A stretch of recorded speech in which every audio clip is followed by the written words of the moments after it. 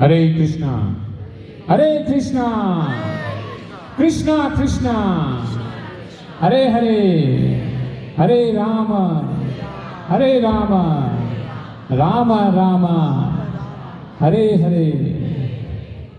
मैं जय सची प्रभु को आमंत्रित करता हूं कि माला से प्रभु का स्वागत करें।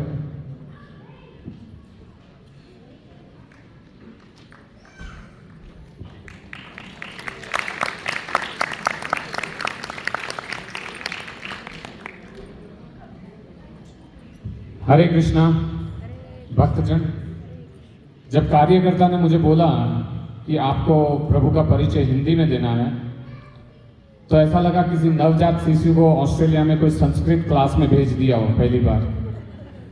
रात में भी मेरे मस्तिष्क पे जैसे सारे संस्कृत के स्वर हिंदी पूरा घूम रहा है पिछले 3 दिन से, पर फिर भी मैं कोशिश करूंगा हिंदी में जो भी बनता है प्रभु के भक्त का परिचय देने के लिए।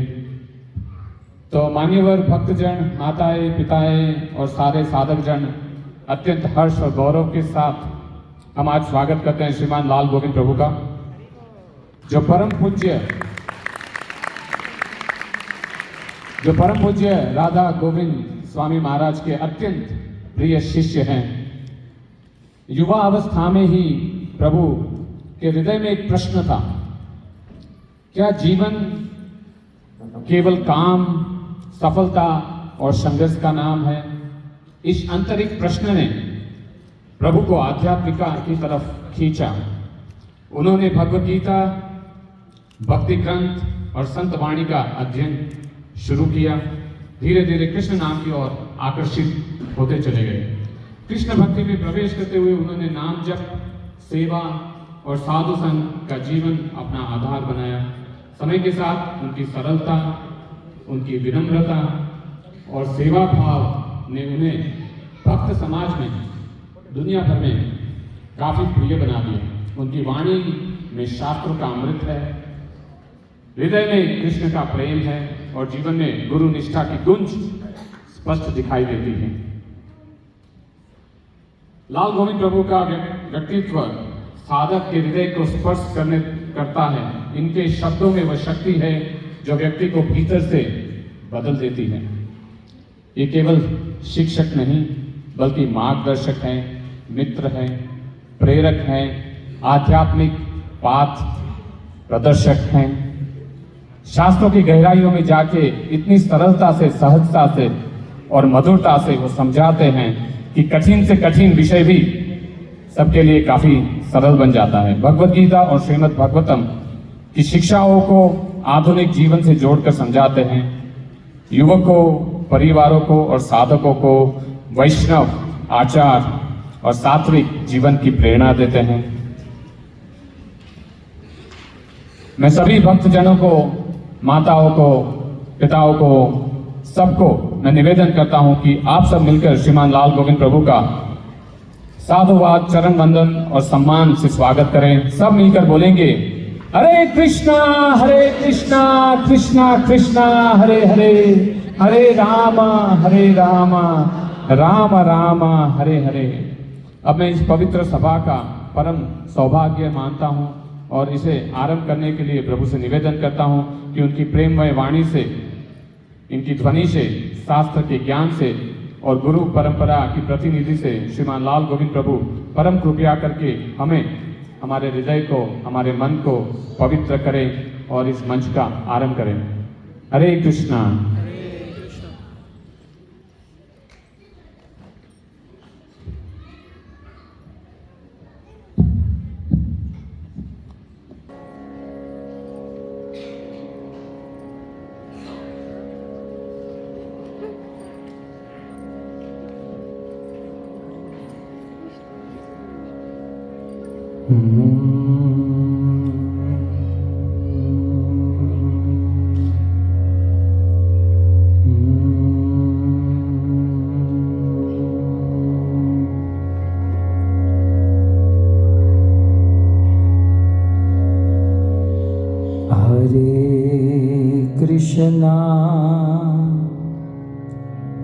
हरे कृष्णा कृष्णा कृष्णा हरे हरे। लाइन नहीं क्या लाइन में नहीं?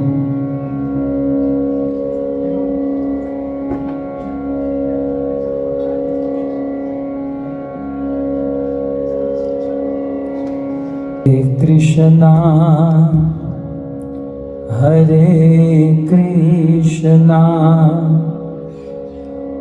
कृष्णा कृष्णा हरे हरे।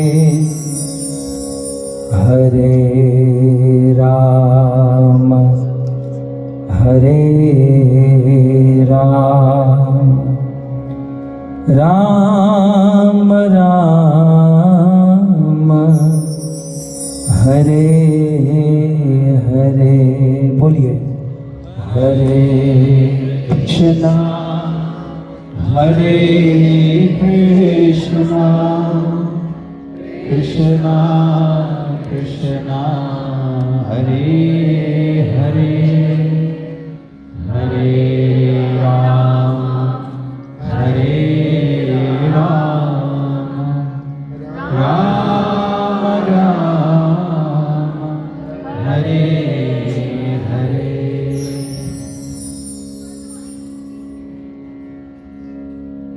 राधे मेरी स्वामिनी मैं राधे को दास जन्म जन्म मोह दीजियो श्री वृंदावन नवा। राधा तू बड़भागिनी कौन तपस्या कीन तीनों लोक के नाथ है सो तेरो आधीन सो तेरो आधीन। जय राधा माधव कुंज बिहारी। जय राधा माधव कुंज बिहारी। जय राधा माधव कुंज बिहारी। जय राधा माधव कुंज बिहारी। जय राधा माधव कुंज बिहारी। राधा माधव कुंज बिहारी। जय राधा माधव कुंज बिहारी। जय राधा माधव कुंज बिहारी। गोपी जन वल्लभ गिरिवर धारी। गोपी जन वल्लभ गिरिवर धारी। गोपी जन वल्लभ गिरिवर धारी। गोपी जन वल्लभ गिरिवर धारी। यशोदानंदन व्रज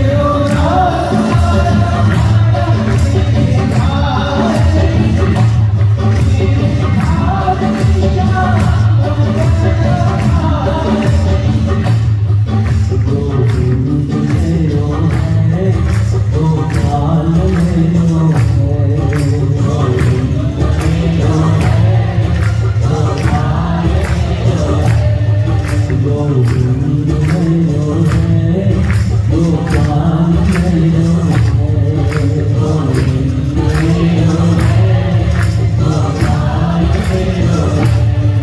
श्री राधे हरि नंदलाल भयो है, राधे हरि नंदलाल भयो है।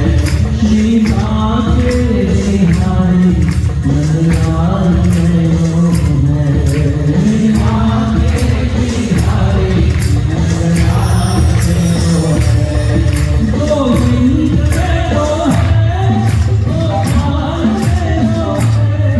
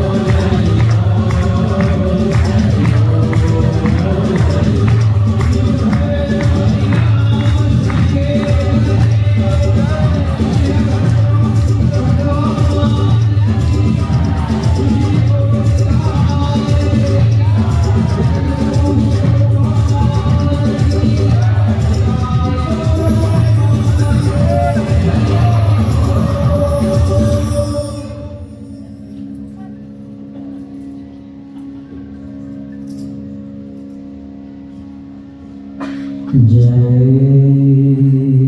जय श्री राधा रमण जय जय नवल किशोर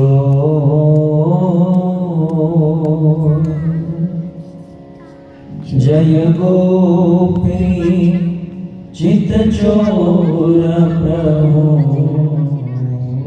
जय गोपी चित चोर प्रभु जय जय माखन चोर जय जय माखन चोर श्री कृष्णचंद्र भगवान की जय जगद्गुरु श्री प्रभुपाद की जय हरे कृष्णा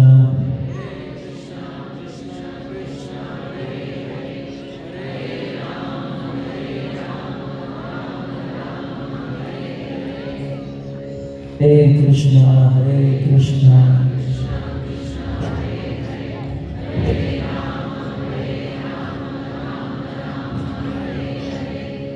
हरे कृष्णा हरे Krishna Krishna Krishna Hare Hare Hare Ram Ram Ram Hare Hare Krishna it's a request to the parents who have come along with their kids. If you can come, we control them. That will be good enough. Hare Krishna.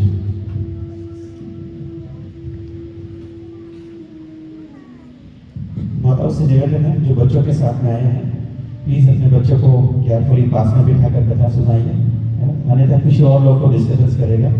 Please. Thank you.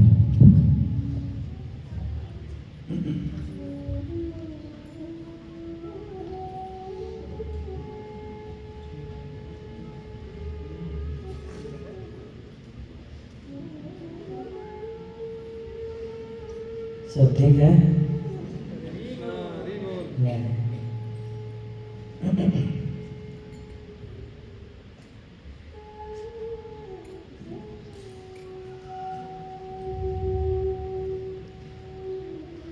उपस्थित भगवत कथा अनुरागी पधारे हुए भक्त वृंद, इस सभा को परम सुशोभित करने वाले मेलबर्न के वरिष्ठ भक्तगण,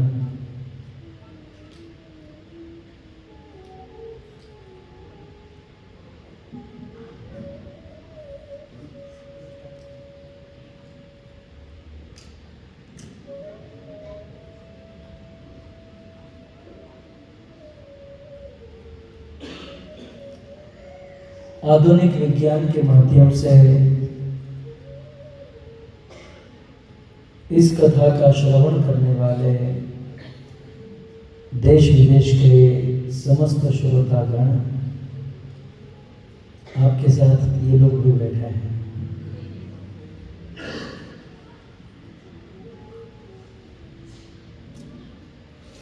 एवं इस कथा में तन मन और धन से अपना सहयोग देने वाले समस्त सेवक गण,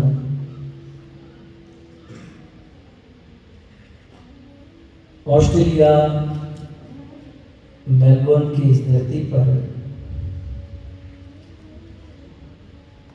श्रीमद् भागवत कथा के ये जो बज रहा है नहीं बना चाहिए.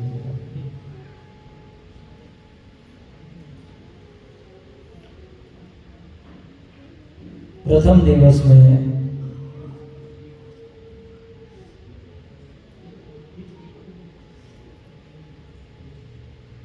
आप सभी भक्तों का हार्दिक स्वागत एवं आप सभी भक्तों के चरणों में लाल गोविंद दास का प्रणाम.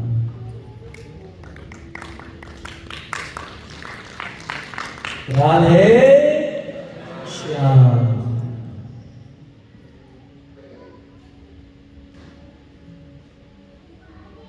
सो परम सौभाग्य है हम सब अपना कीमती समय निकालकर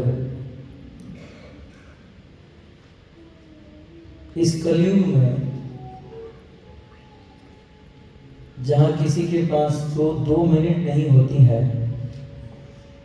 आप 3 दिन और घंटों भर कथा श्रवण करने हेतु यहाँ पर उपस्थित हुए हो। आज तक कथा तीर्थों में हुई, मंदिरों में हुई, हमारे सिडनी वालों ने होटल में कथा की, लेकिन आज पहली बार ये क्या कहते हैं इसको, स्पोर्ट्स स्टेडियम सेंटर, सो प्रथम बार ये स्पोर्ट्स सेंटर में कथा हो रही है। यहाँ आते ही मेरा मूड बना कि 3 दिन यदि हमारे पास है, कथा तो शाम को होगी, सुबह हम सब लोग क्रिकेट खेलेंगे। पूरा बुक किया है ना आपने, पूरे दिन का बुकिंग है ना, तो कितने लोग तैयार हैं सुबह? कल सैटरडे है ना, छुट्टी होगी, सैटरडे या संडे को एक दिन यहाँ क्रिकेट खेलेंगे, ठीक है? हरे कृष्णा हरे कृष्णा हरे हरे।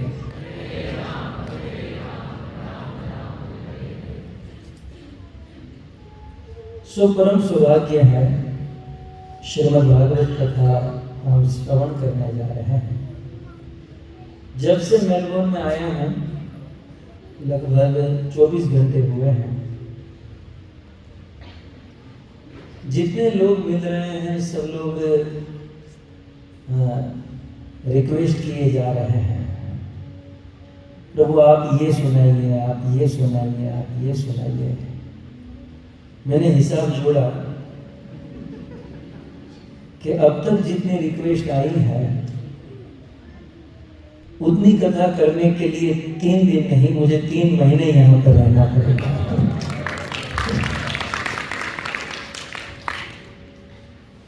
लेकिन फिर भी आप मुझे क्षमा करें यदि सारी बातें ना कर सकूं तो। लेकिन आप पूरा भागवत सुने या भागवत में से कोई एक प्रसंग सुने, फल पूर्ण मिलता है। क्योंकि भागवत साक्षात भगवान का स्वरूप है।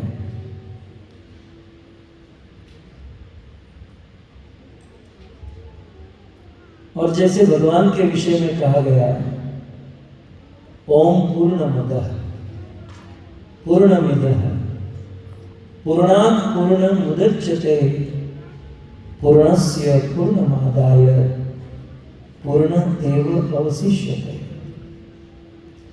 जैसे भगवान पूर्ण है वैसे भागवत भी पूर्ण है। जैसे पूर्ण भगवान से यदि पूर्ण निकाल दो तो जो निकला वो भी पूर्ण है और जो शेष बचा वो भी पूर्ण है। पूर्णस्य पूर्ण आदाय, पूर्ण में से पूर्ण निकाल दो फिर भी पूर्ण एव अवशिष्यते, जो बचेगा वो भी पूर्ण रहेगा और जो निकला वह भी पूर्ण होगा। क्योंकि श्रीमद् भागवत भगवान का साक्षात स्वरूप है, इसलिए भागवत अपने आप में पूर्ण है। भागवत में से किसी एक प्रसंग को यदि निकाल दो, एक विषय को, एक श्लोक को निकाल दो, एक वर्ड को निकाल दो, वह भी पूर्ण है। जितना पूर्ण पूरा भागवत है उतना पूर्ण भागवत का कोई एक प्रसंग, कोई एक श्लोक, कोई एक शब्द पूर्ण है। सो 3 दिन हमारे पास है और लोगों की बड़ी जिज्ञासा है इन सारी जिज्ञासाओं को मैंने एक मिक्सर में डाला, जूसर में, फिर मैंने उसकी स्विच ऑन कर दी, फिर उससे एक सब्जेक्ट बाहर आया,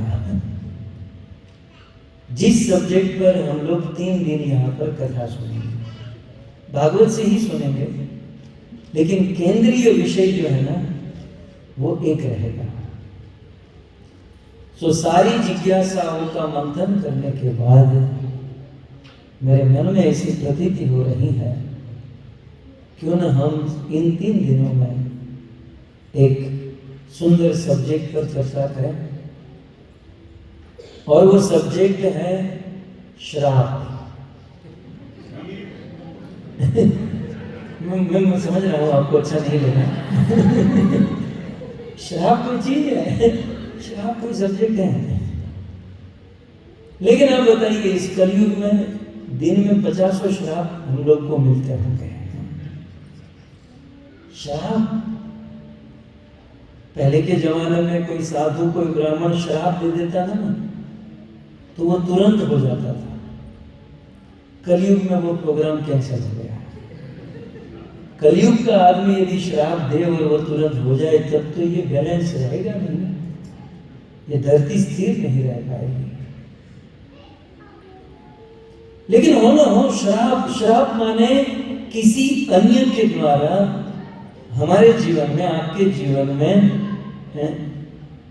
कुछ गलत चेष्टा, कोई आपके अच्छे खासे जीवन में कुछ गलत भावना करे, वो श्राप है। कोई आपके भक्तिमय, प्रेममय, सेवामय जीवन में कुछ गलत कमेंट करे, कलयुग में वही श्राप है।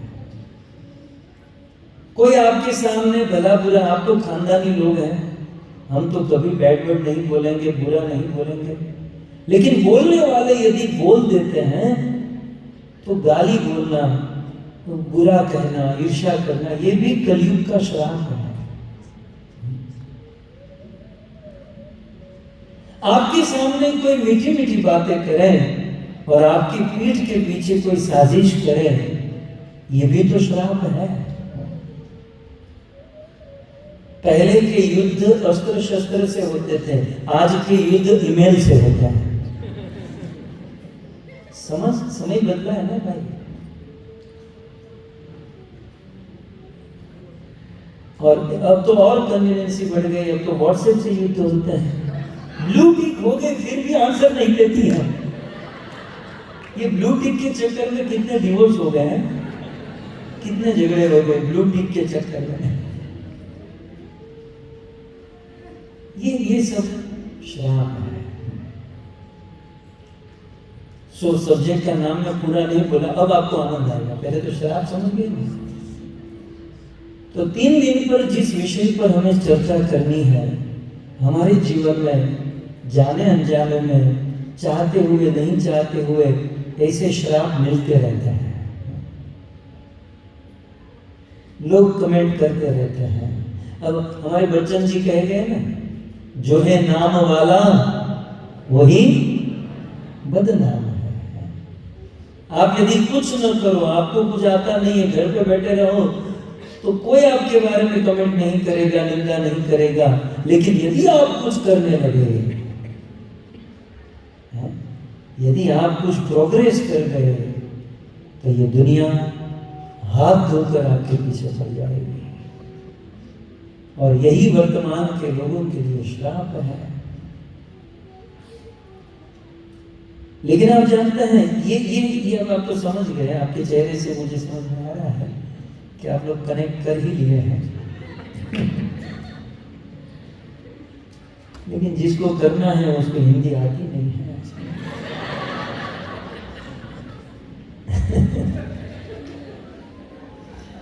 खैर, सो ये सब जीवन की जो ना, ये जीवन में अघटित घटना श्राप के समान। लेकिन यदि हम किसी महान गुरु के शिष्य है, यदि खानदानी माँ बाप के बच्चे हैं हम लोग, तो जीवन में कोई कितना हो श्राप दे, हमारे जीवन में कोई कितना हो गलत करे, हम उस पर ध्यान न देकर हमारे भजन, साधन और भक्ति पर फोकस करेंगे। यदि हम खानदानी हैं, यदि हम अच्छे गुरु के शिष्य हैं और जीवन में इस प्रकार से मिले हुए श्राप को यदि भक्ति में कन्वर्ट कर दिया जाए, तो श्राप से जो आपका शमन होने वाला था, लेकिन उस श्राप को यदि भक्ति में कन्वर्ट किया जाए तो श्राप से श्याम सुंदर की प्राप्ति हो सकती है। तो हमारे इस 3 दिन के कथा का विषय है श्राप से श्याम। ठीक है, समझ आ गया? श्राप से श्याम।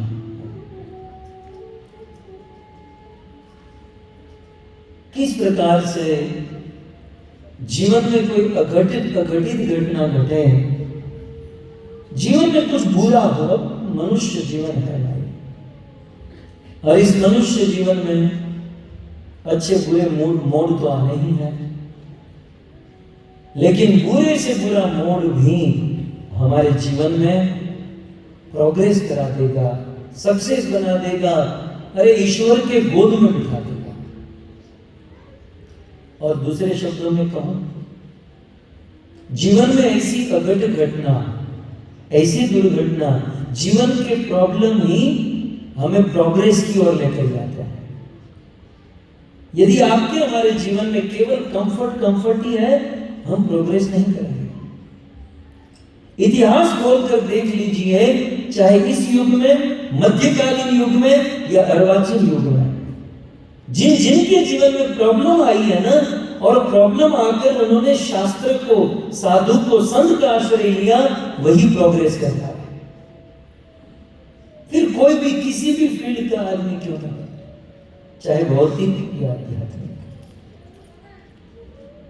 सो जीवन में आने वाले संघर्ष, प्रॉब्लम हमारी उन्नति के लिए होते हैं, बस इसे समझने की आवश्यकता होती है। मैं आपको ज्यादा क्या बताऊं, हम सब तो प्रभुपाद के आश्रित है। जितने लोग श्री प्रभुपाद जी को जानते हैं, यदि श्री प्रभुपाद जी को स्ट्रगल न हुई होती अपने दिनों में, उस समय में प्रभुपाद जी को यदि स्ट्रगल अपने ही भाइयों के साथ, अपने ही लोगों के साथ स्ट्रगल न हुई होती, तो क्या आज इस्कॉन जैसी यह सुंदर संस्था होती? इस दुनिया में क्या इतना प्रचार हुआ होता? ये स्ट्रगल, ये प्रॉब्लम ही प्रोग्रेस का कारण बनता है। इसलिए जीवन में जब प्रॉब्लम आए या कोई श्राप मिले, चिंता नहीं करनी चाहिए। हमें यह सोचना चाहिए कि टाइम टू मूव ऑन। अब भगवान हमें कुछ आगे लेकर जाना चाहते हैं, अब ईश्वर हमें आगे बढ़ाना चाहते हैं, अगले ग्रेड में ले जाना चाहते हैं। और वह हमारे लिए तो सारी समस्याओं का समाधान श्रीमद् भागवत जी में है। भागवत है। आज हम एक इतिहास सुनेंगे कि किस प्रकार से महाराज परीक्षित को श्राप मिला। वो चाहते तो श्राप देने वाले से फाइट करते, उनको मारते, पीटते, वो सब कुछ कर सकते थे, लेकिन उनने उस पर फोकस नहीं किया। परीक्षित ने फोकस किया भजन पर, भक्ति पर। और जो भगवान 7 जन्म छोड़ो, 7 लाख जन्म के बाद नहीं मिलते, वो भगवान परीक्षित को 7 दिन में मिल गए। एक बार परीक्षित पीछे मुड़कर यदि सोचे ना कि यदि उस आदमी ने श्राप नहीं दिया होता तो मैं तो भोगों में फंसा था, और 70 जन्म तक भी मेरा उद्धार नहीं हो पाता। धन्य है उस आदमी का श्राप। नेगेटिव से नेगेटिव चीज को भी हमें पॉजिटिव बनानी है। और एक बात याद रखें, आपके जीवन में, हमारे जीवन में कभी नेगेटिव हो ही नहीं सकता। हम भगवान का नाम ले रहे हैं, चलो टूटा फूटा जैसे तैसे हरि के आश्रय में है ना, तो हरि अपने भक्तों के जीवन में कभी गलत होने ही नहीं देता। और यदि हम ऐसा मानते हैं कि हमारे जीवन में कुछ गलत हुआ है, तो हम भगवान पर संशय कर रहे हैं, अभी भी हम डाउट कर रहे हैं। उन्होंने हमारे जीवन में जो बाजी खेली है, वो हमें बहुत आगे लेकर जाना चाहते हैं। सो हम नेगेटिव में, नकारात्मक वस्तु में न पड़े, न सोचें, हम आगे बढ़ें। और ये सारी प्रेरणा श्रीमद् भागवत का प्रथम कैरेक्टर, श्रीमद् भागवत का मूल फोकस जो दो व्यक्ति पर है, श्री सुखदेव गोस्वामी और महाराज परीक्षित, धर्मराज परीक्षित, महाभागवत परीक्षित। सो हम सुनेंगे कि किस प्रकार महाराज परीक्षित के जीवन में श्राप लगा और उस श्राप से उन्होंने भागवत का आश्रय लिया और श्राप से श्याम सुंदर को प्राप्त कर गए। बहुत सुंदर कथा श्रीमद् भागवत जी में है। परीक्षित की माता का नाम क्या है, कौन बताएगा? बोलिए। पिता का नाम? आधे लोग भी नहीं जानते।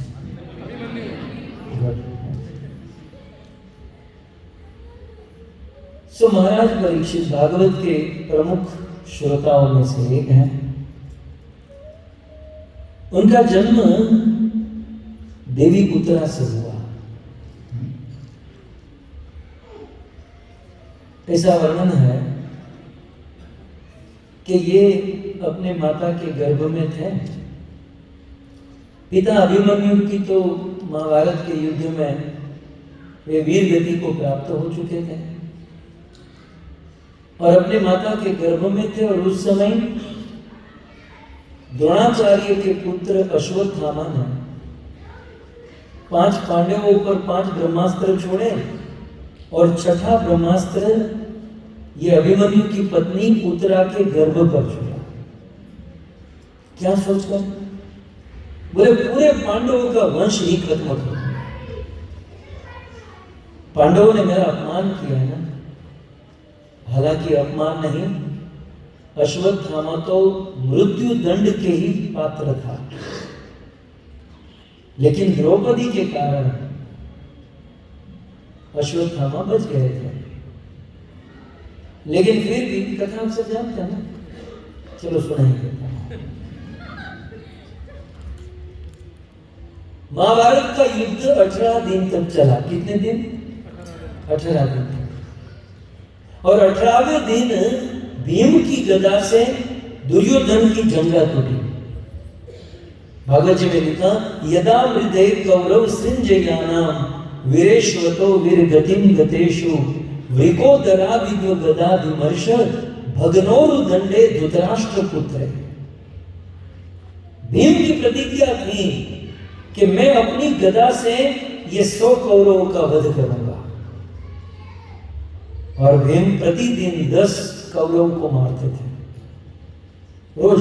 महाभारत के युद्ध में पहले दिन में भीम ने दुर्योधन के 10 भाइयों को मार दिया, दूसरे दिन में दूसरे 10 को, तीसरे दिन में तीसरे 10 को। मतलब भीम 10 की रन रेट से खेल रहा था। क्या एवरेज थी आदमी की।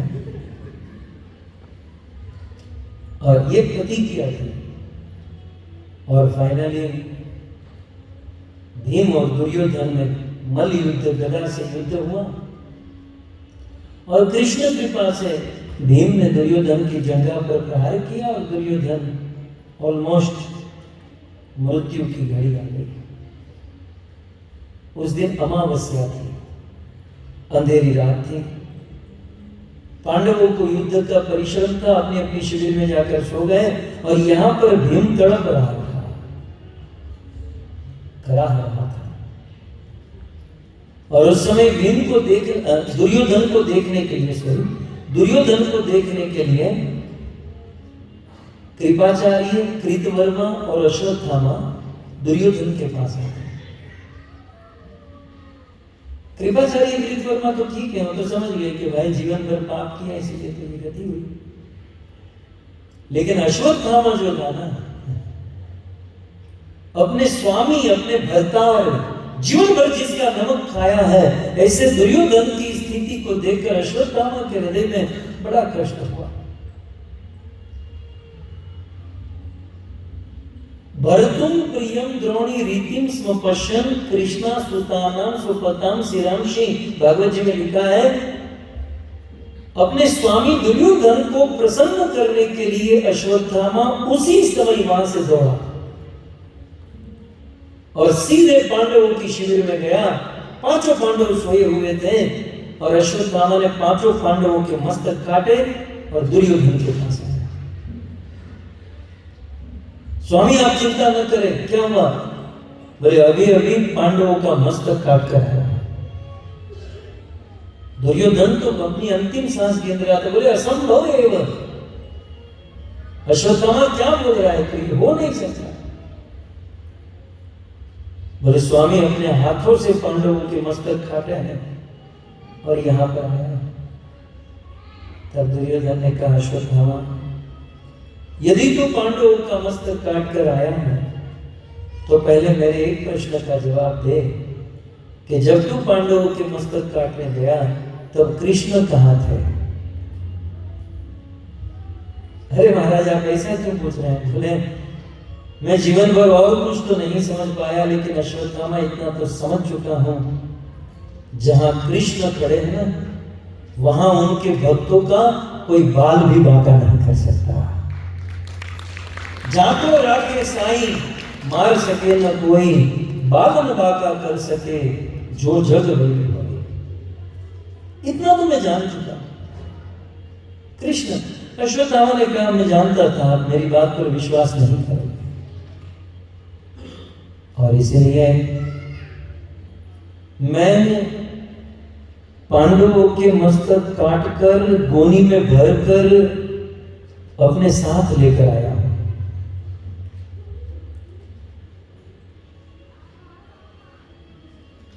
दुर्योधन ने कहा तो एक काम करो, अंधेरी रात है, मस्तक को मैं देख तो नहीं सकता, लेकिन अश्वत्थामा वो मेरे हाथों में रखो, क्योंकि उसमें जो भीम का मस्तक होगा ना उससे मैं पहचान लूंगा। अश्वत्थामा ने वन बाय वन मस्तक रखे।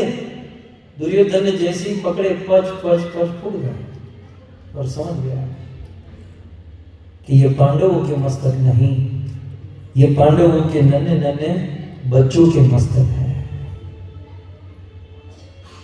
और उसी समय दुर्योधन को श्राप का हर शोक जब एक साथ होगा तब मृत्यु होगी। दुर्योधन की मृत्यु हो गई। और यहां द्रौपदी दूसरे दिन सुबह जब अपने बच्चों को जगाने गई, उनके देह से चद्दर हटाई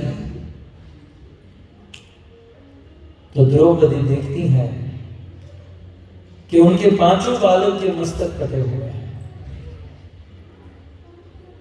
चिल्लाने लगी, रोने लगी, बिलखने लगी। श्रीमद् भागवत जी में इस करुण दृश्य का वर्णन सूत गोस्वामी ने बड़े सुंदर तरीके से किया है। आप कहो तो मैं सुना दूं।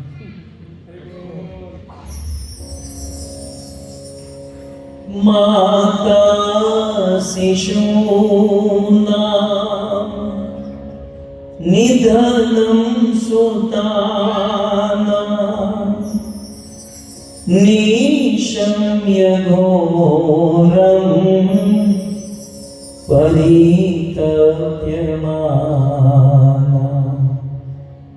तदारुद्वाष्प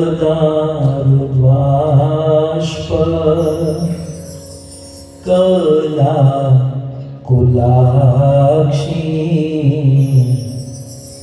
तां सान्त्वयन्ना किरीटमाले।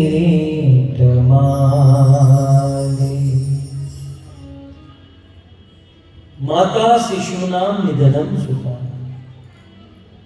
मां ने देखा 5-5 बच्चे मरे हुए लाश पड़ी है। चिल्लाने लगी, रोने लगी। पांचों पांडव आए, क्या हुआ क्या हुआ? अर्जुन से नहीं रहा गया और तुरंत प्रतिज्ञा की कि द्रौपदी, जिस किसी ने तुम्हारे बच्चों को मारा है, आज संध्या तक उस अपराधी को तुम्हारे चरणों में लाकर सौंप। अर्जुन ने कृष्ण को इशारा किया, कृष्ण ने रथ निकाला, कृष्ण और अर्जुन दोनों अश्वत्थामा का पीछा किए। भागवत जी में तो विस्तार से वर्णन है। जब अश्वत्थामा के रथ के घोड़े थक गए, अश्वत्थामा नीचे उतरकर दौड़ा, अर्जुन भी दौड़ा। और जैसे जैसे अर्जुन ने अश्वत्थामा को पकड़ा, सूत जी कहते हैं पशुवत पाशबंधम, पशुओं की तरह अश्वत्थामा को बांधकर द्रौपदी के चरणों में लाकर सौंप दिया। अर्जुन द्रौपदी के हाथों में तलवार देते हैं, द्रौपदी ये उठाओ तलवार और ये अपराधी का धड़ से मस्तक अलग कर दो। सुनिएगा, हम लोग भागवत सुन रहे हैं, भागवत की महिमा आप देखिए। वो अपराधी जिसने 5-5 बच्चों को मारा है, जिसे वेद भी कायर कहता है, आतताई कहता है, जिसका केवल मृत्यु दंड ही होना चाहिए, लेकिन धन्य है आर्यवर्ष की नारी, धन्य है भगवान श्री कृष्ण की ये भक्ता। उस समय द्रौपदी कहती हैं कि पतिदेव, चलो जो भी हुआ, इसने गलती में बच्चों को मार दिया, अब इसको मारने से हमें क्या मिलेगा? कितनी बड़ी बात है। पतिदेव आप इसे छोड़ दीजिए, इसे क्षमा कर दीजिए। अर्जुन कहते हैं, अरे द्रौपदी ये अपराधी है, पापी है, इसको दंड देना जरूरी है। बोले दंड देने का काम दामोदर का है, हमारा आपका मनुष्यों का नहीं है। ईश्वर दंड देगा, हम क्यों दंड दें? नहीं द्रौपदी, मैं इसे नहीं छोड़, मेरी प्रतिज्ञा है। द्रौपदी कहती है, आपकी प्रतिज्ञा आप समझो, मैं इसे मरने नहीं दूंगी। कितना सुंदर चरित्र है। 5-5 बच्चों का वध करने वाला कायर पापी अपराधी सामने खड़ा है, लेकिन भागवत की यह नारी कहती है उसे माफ कर दो, क्षमा कर दो।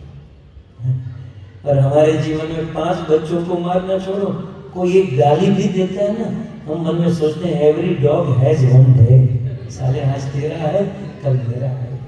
क्या हम डिवोटी हैं? क्या हम वैष्णव हैं? नहीं।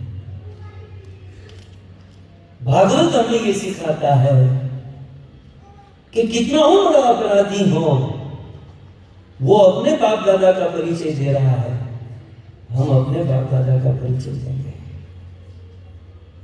उसने अपराध करके अपने गुरु का परिचय दिया, हम माफ करके हमारे गुरु का परिचय देंगे।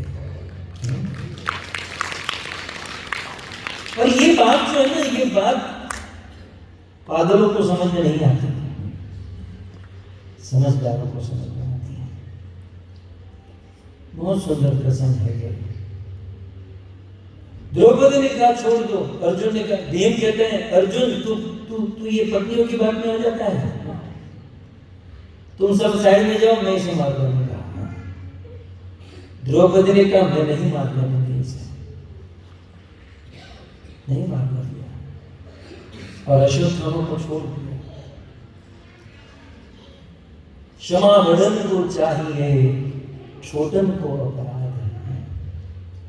5 साल का बालक 50 साल के बूढ़े को यदि क्षमा करता है ना, तो उस समय 50 साल के बूढ़े से 5 साल का बालक महान हो जाता है, क्योंकि क्षमा करने वाला बड़ा माना जाता है, महान माना जाता है। सो क्षमा बड़न को चाहिए, छोटन को अपराध। कुछ लोग कहेंगे अरे हम दूसरे को क्षमा कर देंगे तो लोग हमको कायर नहीं कहेंगे?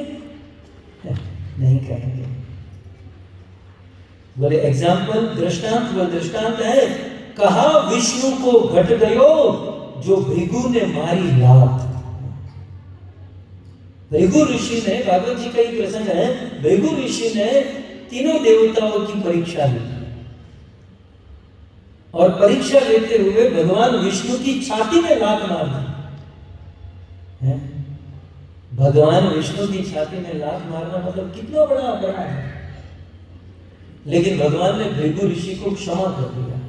अब बताइए, भगवान विष्णु ने भृगु ऋषि को क्षमा कर दिया तो भगवान विष्णु का कुछ घट गया?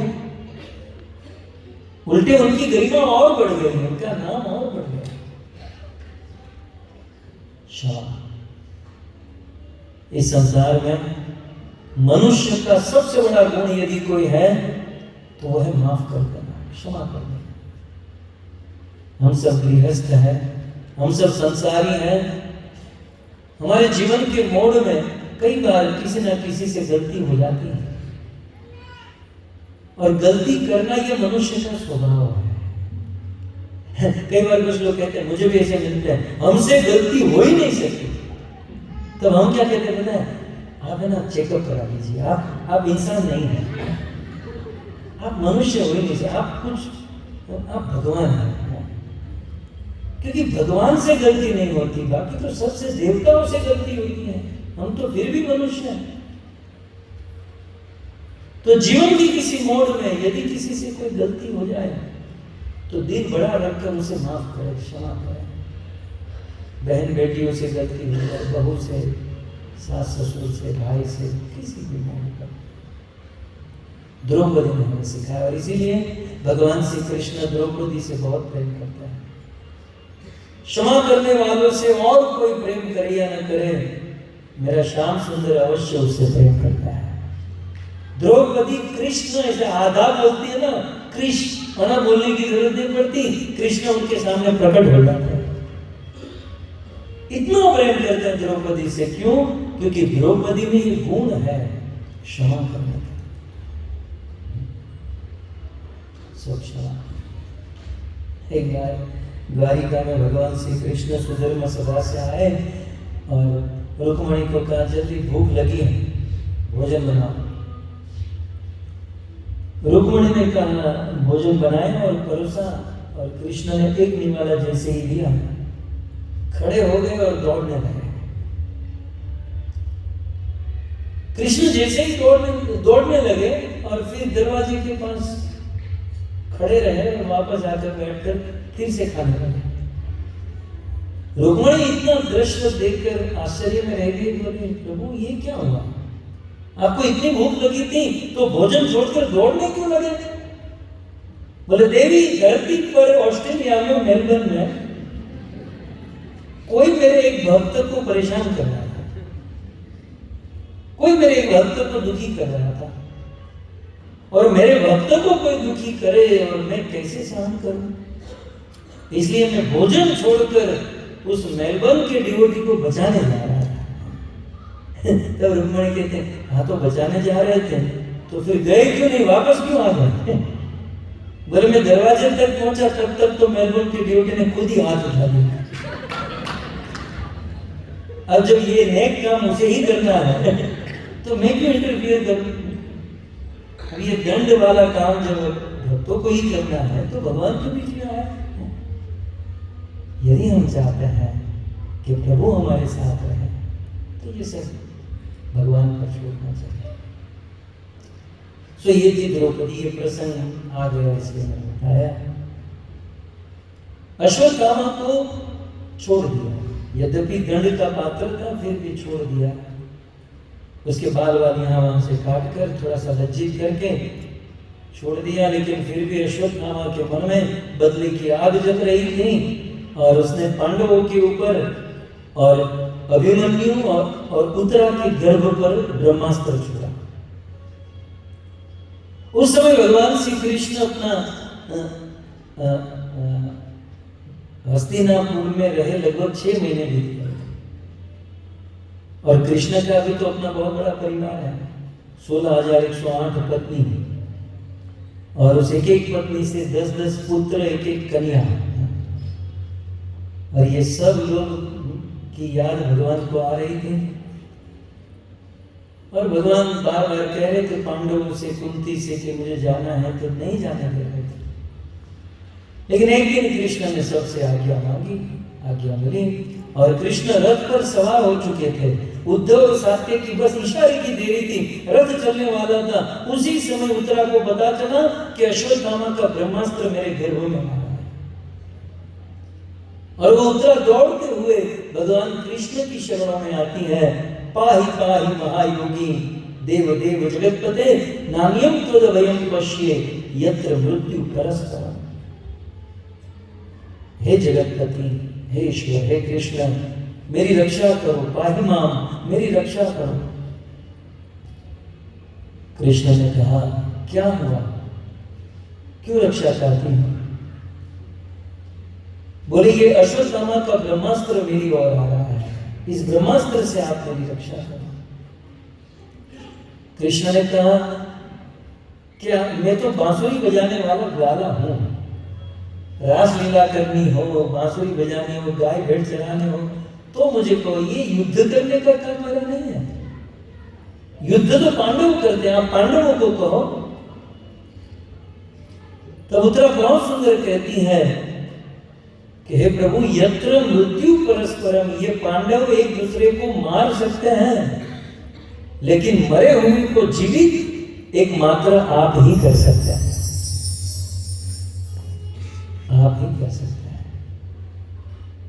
इसलिए आप हमारी रक्षा कीजिए।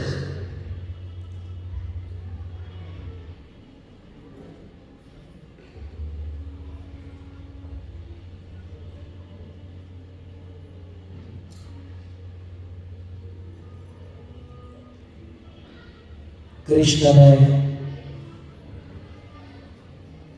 कहा कि उत्तरा, तुम्हारे पति तो भी रहे नहीं, यदि पति के बिना तुम्हारी मृत्यु हो भी जाए तो तुम्हें क्या फर्क पड़ेगा?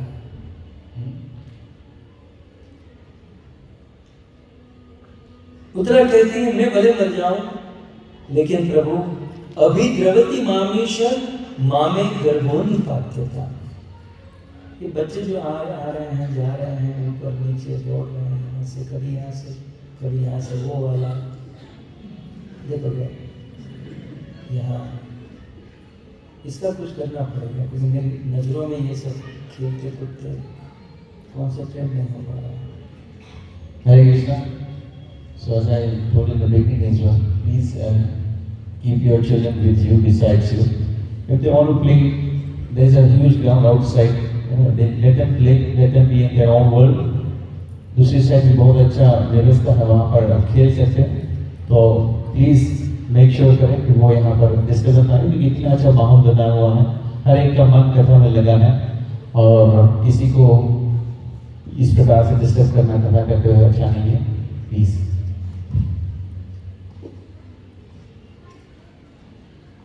साउंड को बोलो, थोड़ा वॉइस कम रखें, बहुत बज रहा है।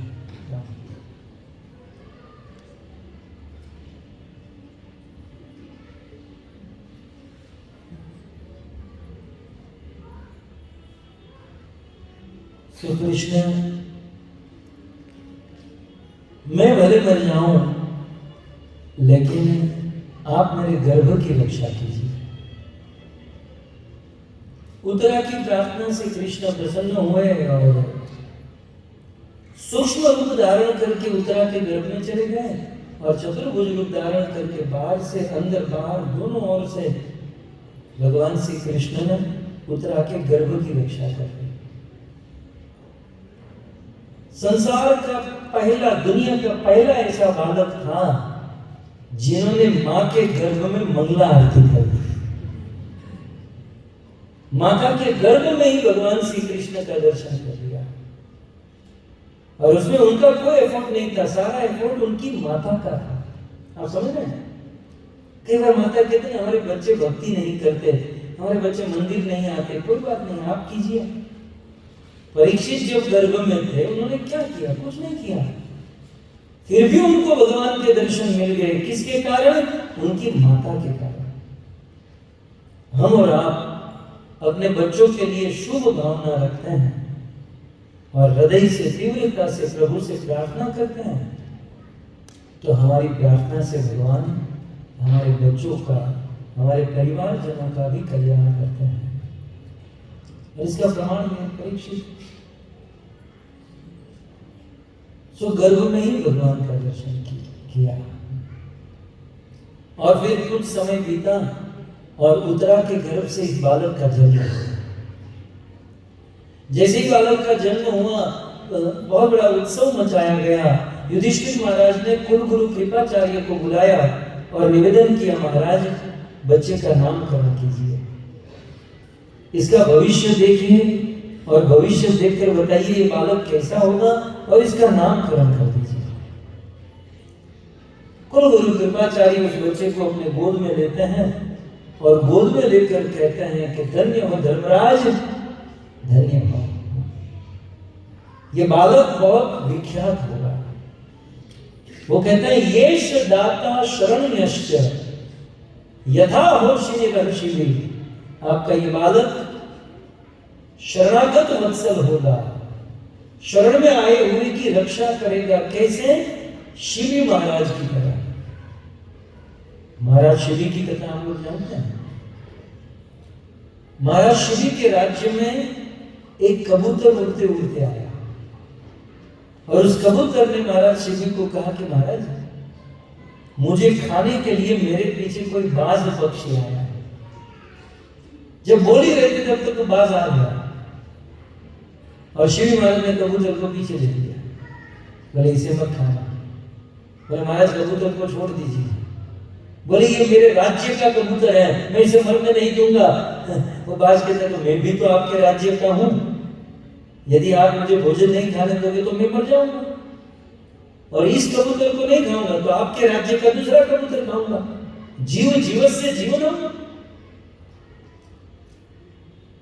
तब शिव महाराज ने न्याय किया हो कि तुझे मांस ही खाना है ना तो कबूतर को छोड़, कबूतर का जितना वजन है उतना वजन मेरे शरीर से ही मांस तुझे दे देगा।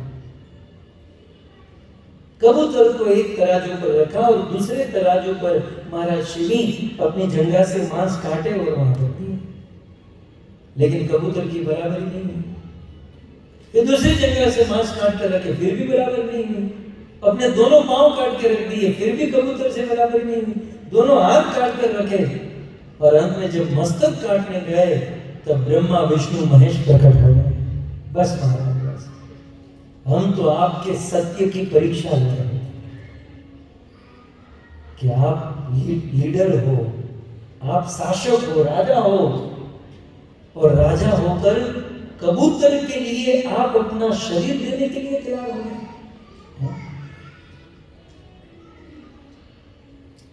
ये सब इतिहास हो गया। इतिहास में ऐसे राजा होते थे। आजकल के राजा कबूतर छोड़ो, आदमी के लिए भी सेक्रीफाइस नहीं करते हैं।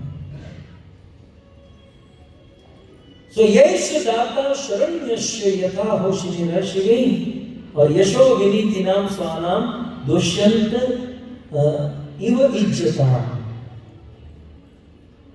शिवी महाराज की तरह शरणागत वत्सल होगा और दुष्यंत के पुत्र भरत की तरह ये यज्ञ करेगा।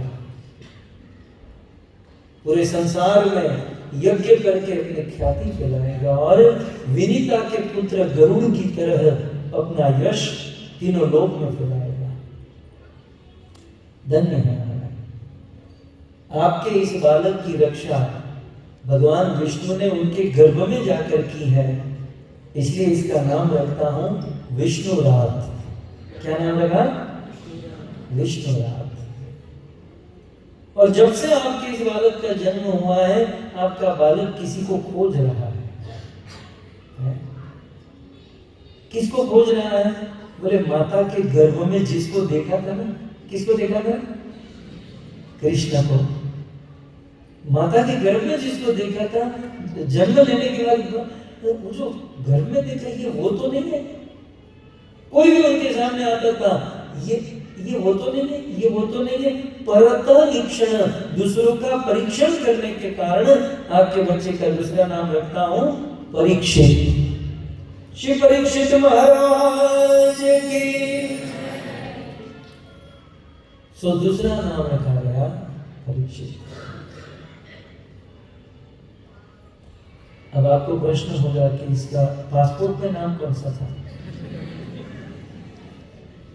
सो आपकी जान, आपने देखा परीक्षित महाराज का पासपोर्ट? हमने देखा। पासपोर्ट पर विष्णु रात नाम है, माने ऑफिशियल नाम है विष्णु रात। परीक्षित उनका पेट नेम है। सो अब धीरे धीरे महाराज परीक्षित बड़े हुए और उनका विवाह राजा उत्तर की कन्या इरावती के साथ हुआ और उनके 4 पुत्र हुए, जिनमें ज्येष्ठ पुत्र थे जन्मेजय, जो आगे चलकर बड़े प्रसिद्ध हुए। कुछ समय के बाद जब युधिष्ठिर महाराज पांडवों को पता चला कि भगवान श्री कृष्ण 128 वर्ष तक इस धरती पर लीला किए और अब संसार को छोड़कर चले गए, इतना पता चलते ही महाराज युधिष्ठिर ने निर्णय ले लिया, यदि कृष्ण इस धरती पर नहीं तो हम रहकर क्या रहा। तुरंत महाराज परीक्षित ने भीम को बुलाया कि मैं हस्तिनापुर छोड़ रहा हूं, आपका क्या? बोले आप छोड़ रहे तो हम भी छोड़ रहे हैं। अर्जुन बोले मैं भी आपके साथ, नकुल सहदेव मैं भी आपके साथ, द्रौपदी मैं भी आपके साथ। तब पांडवों ने परीक्षित को बुलाया और उसी समय परीक्षित का राज तिलक कर दिया। बोले बेटा आज से हस्तिनापुर के राजा आप हो, आप इस हस्तिनापुर को संभालिएगा, हम तो चले यहां से। 5 पांडव द्रौपदी हस्तिनापुर से हरिद्वार गए, हरिद्वार से हिमालय गए और हिमालय से स्वर्ग होते हुए भगवान के धाम वैकुंठ को प्राप्त हुए। आप लोग जानते होंगे जब ये जा रहे थे तो उसके साथ एक कुत्ता भी था। आपने कभी सुना देखा? महाभारत में वर्णन है कि धर्मराज युधिष्ठिर जब वैकुंठ गए तो अपने हस्तिनापुर के एक कुत्ते को भी साथ में लेकर गए।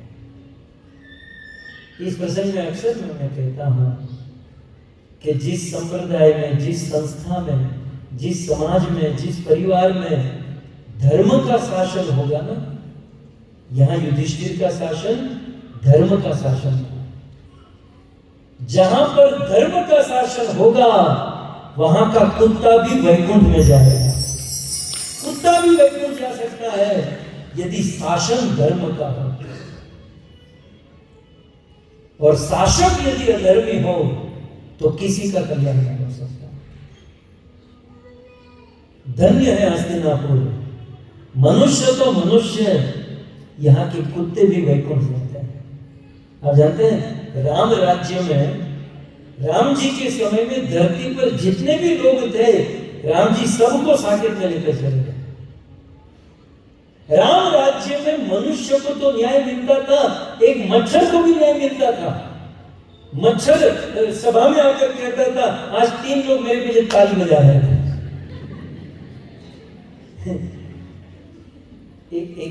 एक मच्छर का जन्म हुआ, 2-3 घंटे के बाद वो उड़ना सीख गया, और जब नया नया उड़ने लगा तो उड़ने का बड़ा आनंद आ रहा था। तो अपनी मम्मी को कहा मम्मा मैं थोड़ा चक्कर लगा के आऊं। हाँ बेटा जल्दी आ जाना। सो मच्छर ने उड़ान भरी, यहाँ वहां उड़ा उड़ा उड़ा, और फिर घर पर आकर कहता है कि माँ ये दुनिया के लोग कितने अच्छे हैं, मुझे उड़ते हुए देखकर तालियां बजाते हैं। माँ ने कहा बेटा अच्छे नहीं है, वो तुझे मारने के लिए तालियां बजा रहे थे। सो राम राज्य में, परीक्षित राज्य में पशु पक्षी को भी न्याय मिलता था। ये गए और परीक्षित का शासन प्रारंभ हुआ। परीक्षित महाराज के विषय में बड़ी विस्तार से कथाएं तो है, लेकिन हमारा जिस पर फोकस है श्राप। एक दिन की बात महाराज परीक्षित, आइए श्लोक से हम लोग थोड़ा सा श्लोक का आस्वादन करें। श्रीमद् भागवत प्रथम स्कंद 18वां अध्याय और लगभग कौन सा नंबर श्लोक है?